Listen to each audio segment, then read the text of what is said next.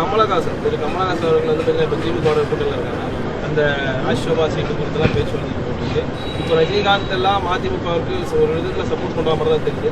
கமலஹாசனும் அது போன்ற திமுக அதிமுகவான எல்லாருக்கும் அவங்கவுங்க தனி பாதை இருக்குங்க. அவங்கவுங்க பாதை அவங்கவுங்க தீர்மானிப்பாங்க. போக போக பார்க்கலாம். கடுமையா எதிர்த்து அரசியலுக்கு வந்தாரு. இன்னைக்கு எம்பி பதவி வாங்கிட்டு திமுக ஆதரவா பேசிக்கிட்டு அவருக்கு அதை எப்படி பாக்குறீங்க? அந்த நிலைப்பாடு என்ன அப்படிங்கிறது, எது எப்படி மாறுது அப்படிங்கிறது உங்க எல்லாருக்குமே தெரியும்.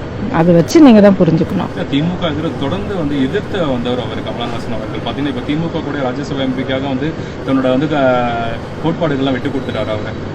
இந்த கேள்வி நீங்க அவர்கிட்ட தான் கேட்கணும். உங்களோட பார்வை என்ன மேடம்? அவர்கிட்ட தான் கேட்கணும்.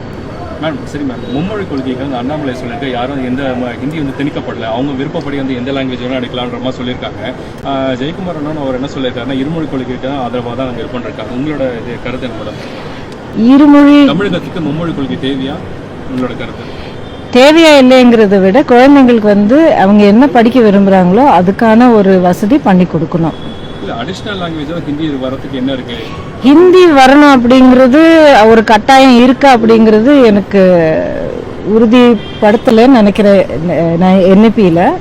ஸோ அப்படிங்கிற ஒரு உறுதி இல்லைன்னா ஹிந்தி வந்து திணிக்கிறாங்க அப்படிங்கிறது வந்து தவறான வார்த்தையாக இருக்கும்.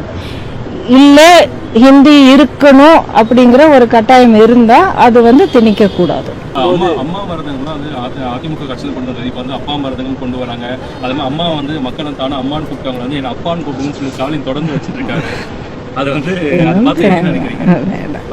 அது ஒரே விஷயம். அதை ஒன்னே ஆரம்பத்திலேயே சொல்லிட்டேன்.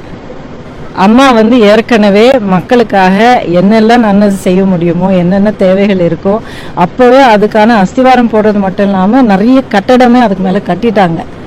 இதுக்கப்புறம் யார் என்ன பண்ணாலும் இருக்கிறது வந்து டிஸ்மேண்டில் பண்ணிட்டு மறுபடியும் அதே கட்டிட்டு அது மேலே வேற ஒரு ஸ்டிக்கர் ஒட்டணும்னா அது மக்கள் அதை பார்த்து ஏமாறதுக்கு அவங்க முட்டாளுங்க இல்லை.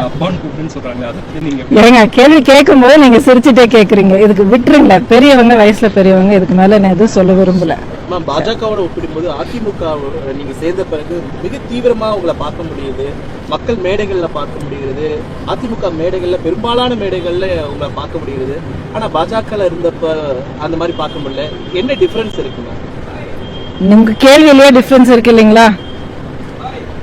அதாவது இறங்கி உழைச்சு கட்சியை வந்து பலப்படுத்துறதுக்கான ஒரு உழைப்பு கொடுக்கக்கூடியவங்க, கொடுக்க தயாரா இருக்கிறவங்களுக்கு எல்லா விதமான நியாயமான ஒரு இடம் கிடைக்கும் இங்க.